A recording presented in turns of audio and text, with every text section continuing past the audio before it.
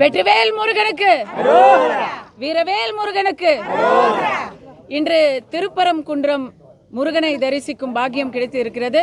இத்தோட நான் இப்போ உங்களை எல்லாமும் சந்திச்சு பேசுறேன். எல்லாத்த விட முக்கியமா காசி விஸ்வநாதர் கோயிலுக்கு இன்னைக்கு திறந்து விட்டுருக்குறாங்க மலையை. அங்க தர்காவில் சந்தனக்கூடு திருவிழாங்கிற காரணத்துக்காக நமக்கு திறந்து விட்டுருக்குறாங்க. என்னங்க இத்தனை நாள் மூடி இருந்த மலை இன்னைக்கு திறந்ததுனால நான் உடனடியாக இன்னைக்கு காசி விஸ்வநாதர் கோயிலையும் தரிசனிக்க வேண்டும் அப்படின்னு தான் வந்திருக்கிறேன். ஆனால் இதை எல்லாமே ரெண்டாம் பட்சங்க. முக்கியமாக வந்தது தீபத்தூணில் ஆயிரம் ஆண்டுகளாக ஏற்றப்பட்டு வந்த புராதன தீபத்தூணில் 1984 கூட அங்கே ஏற்றிருக்கிறாங்க. இவங்கெல்லாம் ஏற்றிருக்கிறாங்க. இந்த பெண்கள் 14 பெண்கள் நேற்றுக்கு தீபம் ஏற்றணும் அப்படிங்கிற காரணத்தை முன் வச்சு இந்த மலையை திறந்து விட்டது எல்லாரும் போகணும் அப்படின்னு மறியல் பண்ணி கைதாயிருக்கிறாங்க. அந்த 14 பெண் சிங்கங்களுக்கு இன்னைக்கு என்னால் மரியாதை செய்ய முடிஞ்சது. அதுக்கு நான் ரொம்ப கடவுளுக்கு திருப்பரங்குன்ற முருகனுக்கு நன்றி தெரிவிச்சுக்கிறேன். அம்மா நான் உட்கார்ந்துருக்கேன்னு நினைக்காதீங்க. என்ன நீங்கள்லாம் எங்களுக்காக நிற்கிறதுனால தான், நீங்கள்லாம் தமிழக மக்களுக்கும் பக்தர்களுக்குமா நீங்கள்லாம் நிற்கிறதுனால தான் இங்கே நாங்கள் உட்காந்து பேசிக்கிட்டு இருக்கிறோம். ரொம்ப நன்றி. இவங்களுக்கான பாராட்டுக்களையும் பெருமையும் இங்கே நான் தெரிவிச்சுக்கிறேன். இன்னொரு விஷயம், இந்த திமுக ஆட்சியில் அரசியல் காரணங்களுக்காக கைது செய்யப்பட்ட முதல் பெண் அடியன்தான். அதனால் இன்னைக்கு இவங்கெல்லாம் அதை வெற்றியோடு எதிர்கொண்டு இன்னைக்கு என் கூட நிற்கிறது எனக்கு ரொம்ப பெருமையா இருக்குதும்மா. எனக்கு ரொம்ப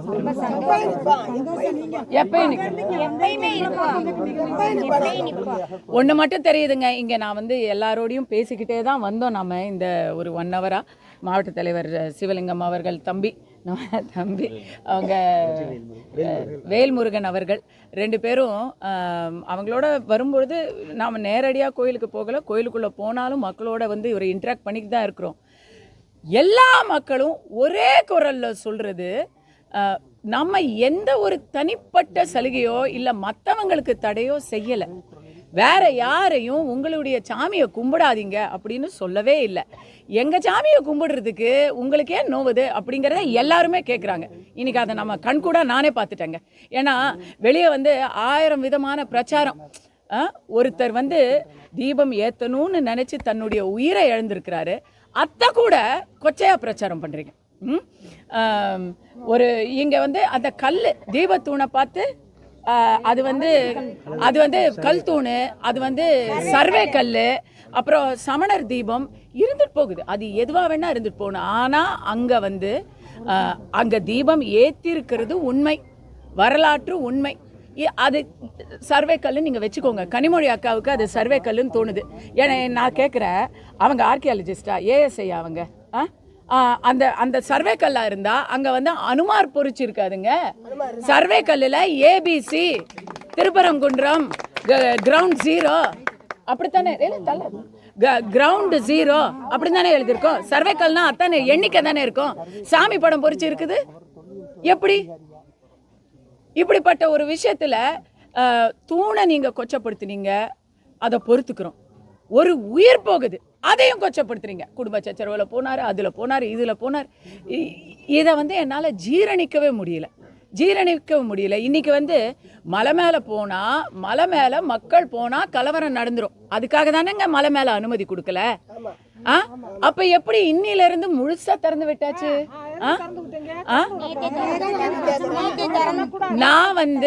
நான் உங்களை மாதிரி சொல்லலாமா, நான் நன்றியே தெரிவிச்சுக்கிறேன். எந்த கடவுளா இருந்தாலும் அது ஒன்று, கடவுளுங்கிறது ஒன்று, அதை நம்ம வழிபடும் விதங்கள் வேறு வேறு அப்படின்னு நான் நன்றியை தெரிவிச்சுக்கிறேன். எல்லாருடைய நம்பிக்கைக்கும் நன்றி தெரிவித்து, தர்கா தரப்பினருக்கும் நன்றி தெரிவித்து ஒரு கோரிக்கையாகவே வைக்கிறேன். உங்கள் தர்காவுக்கு நான் வழிபட தயார். எங்கள் தீபத்தூணுக்கு நீங்களும் எங்களோட சேர்த்து விளக்கேற்றுங்க. எங்கள் இத்தனை பேர் இங்கே இருக்கிறோம், இத்தனை பேரும் ஒரே ஒரு விளக்கு இல்லைங்க, ஒண்ணுமே இல்லை இல்லைங்க. ஒரு 10 ரூபாய் திரி, 10 ரூபாய் திரி, 20 ரூபாய் எண்ணெய். அன்னைக்கே டிசம்பர் 3ஆம் தேதி கார்த்திகை அன்னைக்கு இதை ஏற்றி இருந்தா இன்னைக்கு இங்க நான் உட்கார்ந்து இன்டர்வியூ கொடுக்க வேண்டிய அவசியமே இல்லை. இவ்வளவு பெரிய விஷயம் ஆயிருக்கவே ஆகாது. 14 பெண்கள் நேற்று அரெஸ்ட் ஆயிருக்க மாட்டாங்க. இன்னைக்கு தமிழ்நாடு முழுக்க இதுதான் பேச்சா இருக்குது. நீதிமன்றத்தை அவமதிக்கிறீங்க, தீபத்தூணை அவமதிக்கிறீங்க, இந்து நம்பிக்கைகளை அவமதிக்கிறீங்க.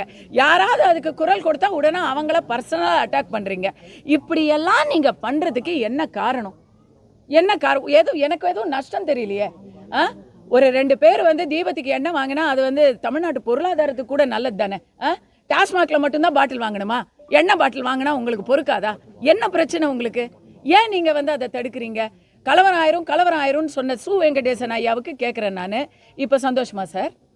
இப்போ சந்தோஷமா உங்களுக்கு? நீங்கள் என்ன இதில் சாதிச்சிருக்கிறீங்க? ஒரு உயிரை வந்து நீங்கள் கொச்சப்படுத்துறத தாண்டி இந்து மக்களை கொச்சப்படுத்துறீங்க. கலவரம் யாரால சார் நடக்கும்? மலை மேலே ஏறுனா கலவரம் ஆகும்னு சொன்னால் அப்போ யாராலன்னு நீங்கள் சொல்லணும். யாரால? இன்னைக்கு எல்லாரும் ஏறி பார்க்குறோம். இன்னைக்கு நான் வந்து காசி விஸ்வநாதர் கோயில் வரைக்கும் போக போகிறேன். என்ன கலவரம் ஆகிட போகுது? என்ன ஆக போகுது? உங்களுக்கு அந்த தீபத்தை ஏற்றினா ஒருவேளை ஏதாவது ஜோசியங்கேசன் சொன்னீங்களா என்னன்னு தெரியல.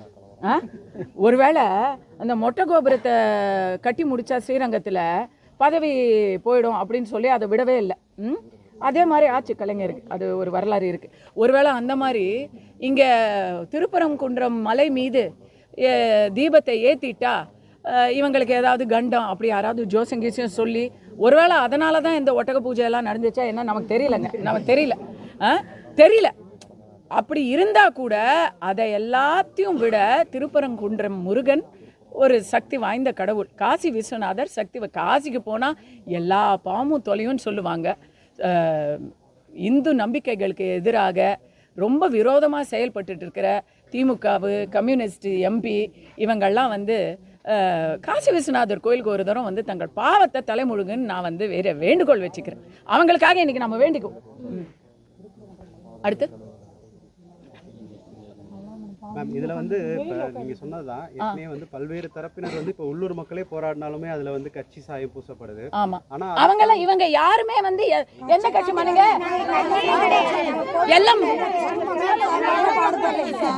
எல்லாம் முருகன் கட்சிங்க.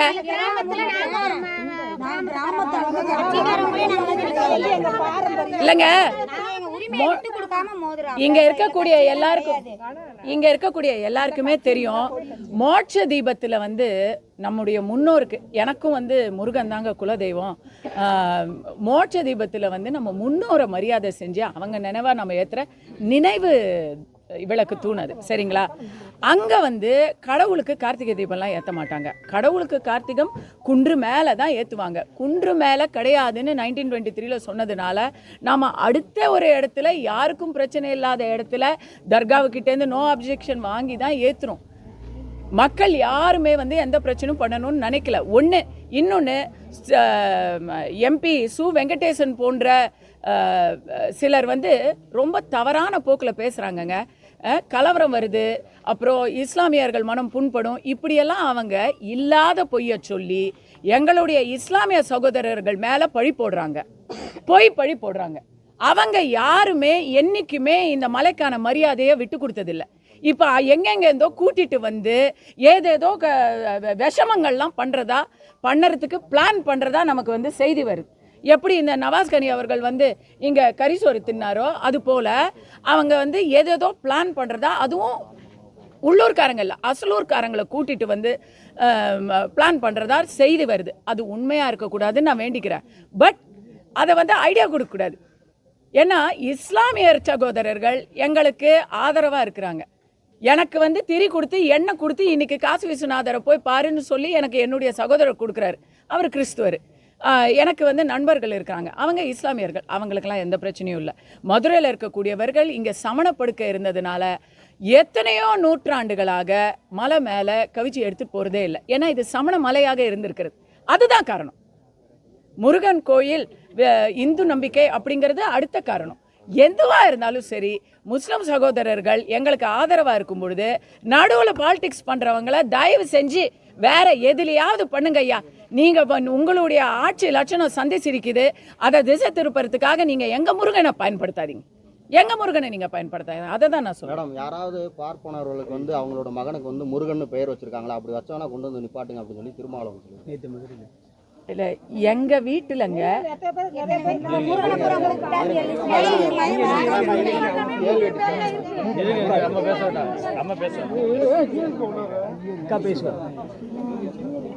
திருமாவளவன் அவர்கள் மேல நான் ரொம்ப மரியாதை வச்சிருந்தேன்.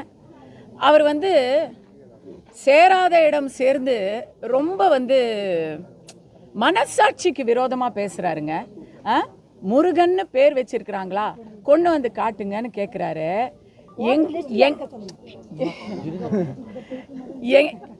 என்னுடைய மகனுடைய பேரு கார்த்திகேயன் தான். என்னுடைய மகன் பேரு கார்த்திகேயன். அவனுடைய இதை வந்து நான் பொதுவெளியில் சொல்லக்கூடாது, நான் பர்சனல் டீட்டெயிலே பேசக்கூடாது அப்படின்னு நினைப்பேன். ஏன்னா இதை உடனே எடுத்து அதை கூட கொச்சப்படுத்துவாங்க. கர்நாடகாவில் முருகன் இருக்கிறாரு. எத்தனை பேருக்கு அங்கே வந்து முருகண்ணா அப்படின்னு பேர் இருக்குது தெரியுமா? முருகையா அப்படின்னு பேர் இருக்கும். எல்லாம் வந்து பிராமின் சமூகத்தை சேர்ந்தவர்கள். நான் எத்தனை பேர் உங்களுக்கு வந்து நான் காட்டணும்?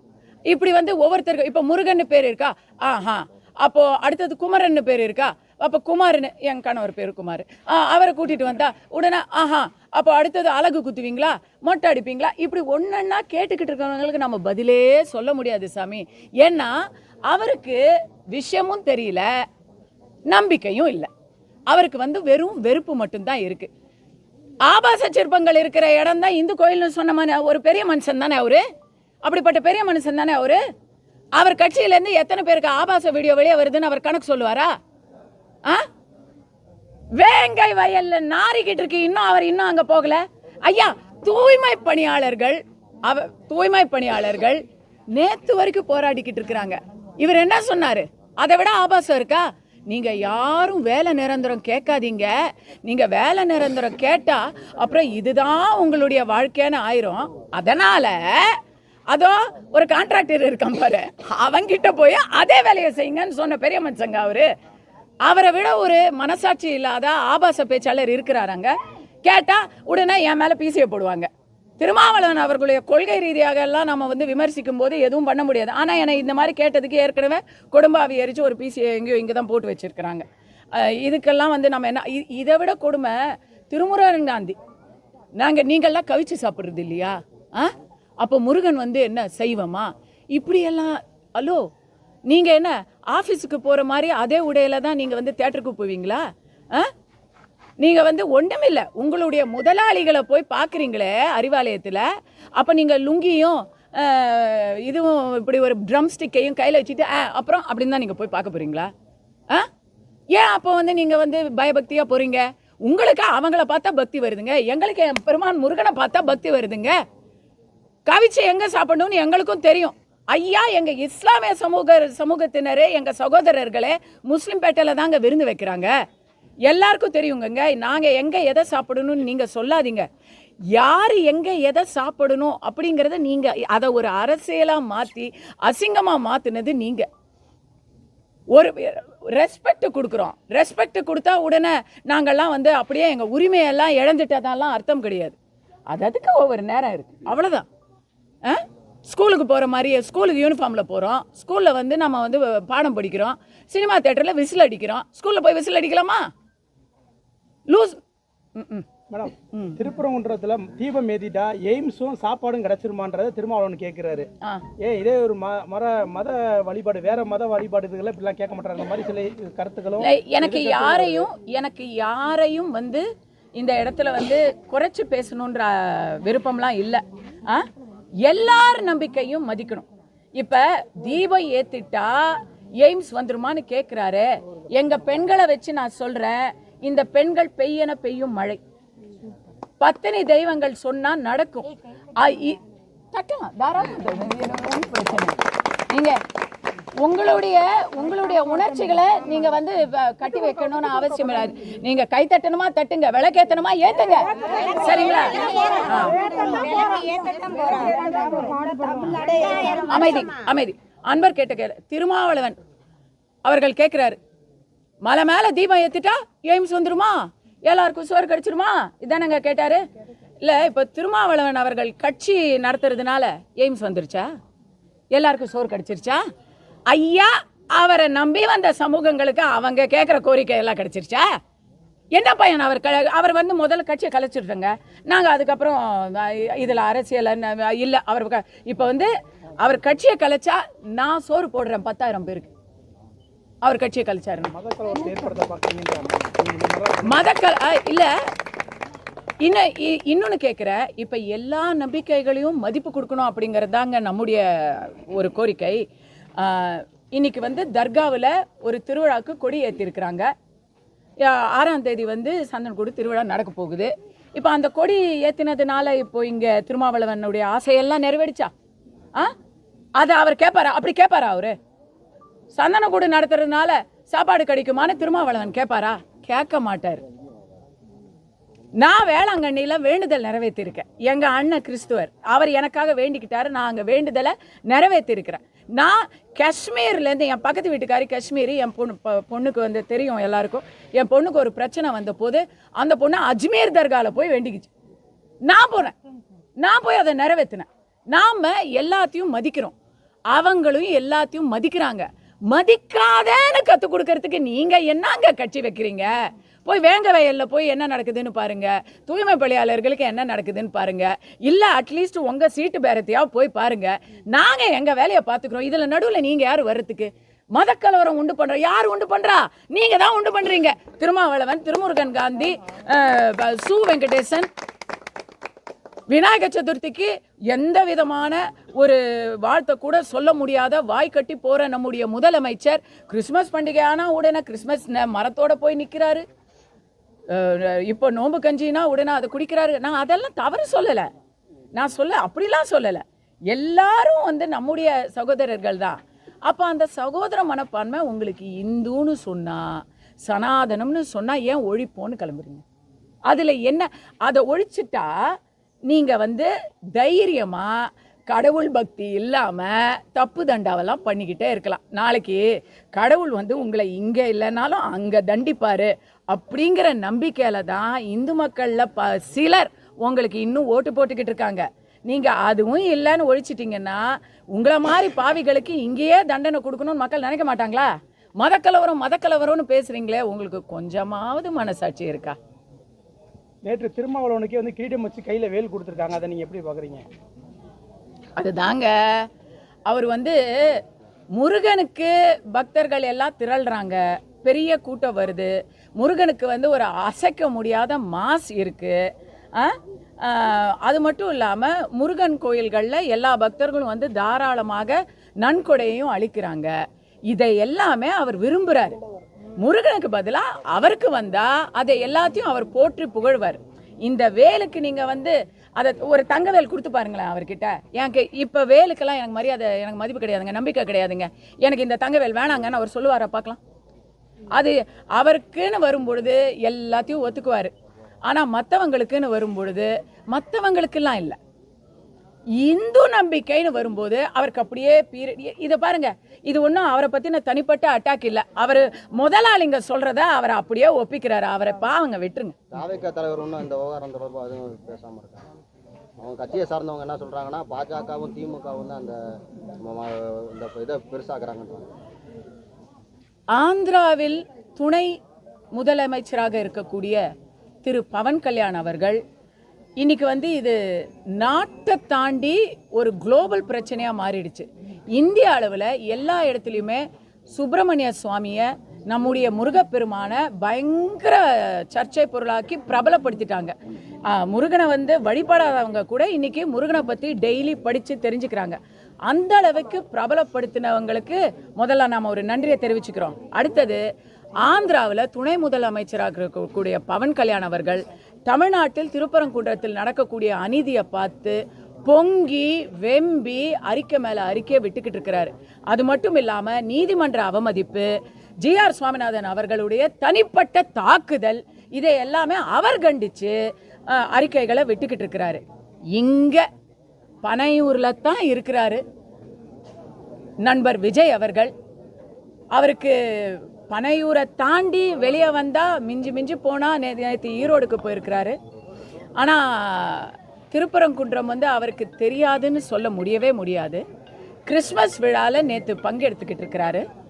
அப்படிப்பட்டவர் கார்த்திகை தீபத்துக்கு ஒரு ஒரு இது சொல்லியிருக்கலாம், ஒரு வாழ்த்து சொல்லியிருக்கலாம். ஏன்னா இன்னைக்கு அவரை பார்க்க சேர்ற கூட்டம் எல்லாமே முருக நம்பிக்கை இருக்கக்கூடிய கூட்டம் தான். எல்லா மதத்தையும் அவர் வந்து மதிக்கிறாருன்னு சொன்னாதான் அவர் வந்து காமராஜர், வீரவேலு நாச்சியார், அஞ்சலையம்மாள் போன்றவங்களுடைய படங்களை வைத்து அரசியல் பண்ண தகுதியானவர். ரொம்ப முக்கியமாக இப்போ அவங்க பேரெல்லாம் சொல்கிறது இல்லை. அப்புறம் இப்போல்லாம் வந்து எம்ஜிஆர், இந்த வாட்டி புரட்சி தலைவி, எல்லார் பேரையுமே அவர் சொல்லியிருக்காரு. எம்ஜிஆர் புரட்சி தலைவி பேரை சொல்லி இனி நீங்கள் அரசியல் பண்ணணும்னு நினச்சா முதல்ல அவங்கள போல கடவுள் இருக்கு இல்லைங்கிறது உங்கள் தனிப்பட்ட நம்பிக்கைங்க. ஆனால் கடவுளை நம்புவோரை நீங்கள் மதிக்க வேண்டும். எந்த ஒரு சரி அதெல்லாம் கூட வேணாம். திருப்பரங்குன்றத்தில் ஒரு பக்கம் கண்ணில் வெண்ணெய், ஒரு பக்கம் கண்ணில் சுண்ணாம்புன்னு சொல்லி இத்தனை நாள் மலை மேலே சாமி கும்பிட எங்கள் யாரையும் விடலை. இன்னைக்கு சந்தனக்கூடு விழாவுக்கு நீங்கள் மலையை திறந்து வச்சிருக்கிறீங்க. இந்த தமிழக அரசில் இப்படி ஒரு அநீதி நடக்குது. நீதிமன்றத்தில் 3 தரம் தீர்ப்பு வந்தும் அவங்கள அவமதிப்பு நடக்குது. சுப்ரீம் கோர்ட்லேயே அதை கேள்வி மேலே கேள்வி கேட்குறாங்க. ஒரு உயிர் போயிருக்கு. அந்த உயிர் போனப்போ, அஜித்குமார் உயிர் போனப்போ நீங்கள் போனீங்கல்ல, இங்கே ஒரு உயிர் போயிருக்கு. உயிர் போனதுக்கு நீங்கள் வந்து இந்து மதத்தை தூக்கி கூட பிடிக்க வேணாம். இனி யாரும் இந்த மாதிரி உயிரை மாச்சிக்காதீங்க அப்படின்ற மனிதாபிமான ஒரு அறிக்கையாவது நீங்கள் கொடுத்துருக்கலாம். இப்படி எதுவுமே அவர் செய்யலை. அப்போ அவருக்கு வந்து இதை பற்றின எந்த கருத்துமே இல்லையா? அப்படி இருந்தால் அது மன்னிக்க முடியாத ஒரு தவறாக இருக்கும். ஏன்னா தமிழகத்துக்கு முதலமைச்சர் ஆகணுங்கிற கனவுல இருக்கிறவர் தமிழகத்தில் இன்னைக்கு பத்தி எரிஞ்சிக்கிட்டு இருக்கக்கூடிய திருப்பரங்குன்ற தீப பிரச்சனையை பேசாததுங்கிறது ஒரு மிகப்பெரிய ஒரு தவறாக இருக்கும். இல்லை ஒருவேளை அவருக்கு எழுதி கொடுக்குறவங்க இன்னைக்கு லீவா தெரியல. எதுவாக இருந்தாலும் அவர் தன்னுடைய போக்கை மாற்றிக்கிட்டு, போன வாட்டி நான் இப்படி தான் கேட்டேன், கரூருக்கு 40 நாள் வரல, இனிமேலாவது வாங்கன்னு நான் சொன்னேன். உடனடியாக நான் சொன்ன ஒரு 2 நாளில் அவர் வந்து வெளியே வந்துட்டாருங்க. இப்போவும் நான் வந்து நண்பர் விஜய் அவர்களுக்கு, தளபதி விஜய் அவர்களுக்கு 2 கரம் கூப்பி கேட்டுக்கிறேன். திருப்பரங்குன்றம் விஷயத்தில் நீங்கள் ஒன்று ஆமான்னு சொல்லுங்கள், இல்லை இல்லைன்னு சொல்லுங்கள். மடந்தையாக நீங்கள் இருந்தீங்கன்னா உங்களுக்கு பேச விருப்பம் இல்லைன்னு நினைக்கிறதா, இல்லை பேச தெரியலைன்னு நினைக்கிறதா, ரெண்டுமே மோசமான அவுட்கம். ஆந்திராவில் வந்து ரேணிகுண்டா பகுதியில் சனாதன நகரம்னு ஒன்று புதுசாக உருவாக்க போகிறாங்க. அதை பற்றி இல்லை, அதை பற்றி எனக்கு எந்த கருத்தும் இல்லைங்க. நான் வந்து அப்படியெல்லாம் மதத்தின் பேரால் ஒரு நகரம் உருவாகணும் அப்படின்லாம் நான் நினைக்கல. ஏன்னா இந்தியாவை பொறுத்த வரைக்கும் இது வந்து சனாதன பூமி தான், ஆன்மீக பூமி தான். எல்லோரையும் எல்லா நம்பிக்கைகளும் எங்கள் சனாதனத்தில் உதயநிதி சொல்கிறது சனாதனம் கிடையாது, ஆராஜா சொல்கிறது சனாதனம் கிடையாது. என்னவோ உடன்கட்ட ஜாதி அது இதுன்னு தூக்கிட்டு வராங்கல்ல, அதெல்லாம் வந்து அபத்தம். சனாதனம்னா என்ன? எல்லா கடவுளுங்களும் நாங்கள், எங்களுக்கு 33 கோடி கடவுள்கள் இருக்கிறாங்க. அதோடு சேர்த்து நாங்கள் இயேசுவையும் கும்பிட்றோம், மேரி மாதாவையும் கும்பிட்றோம், அல்லாவையும் கும்பிட்றோங்க. அதாங்க சனாதனம்.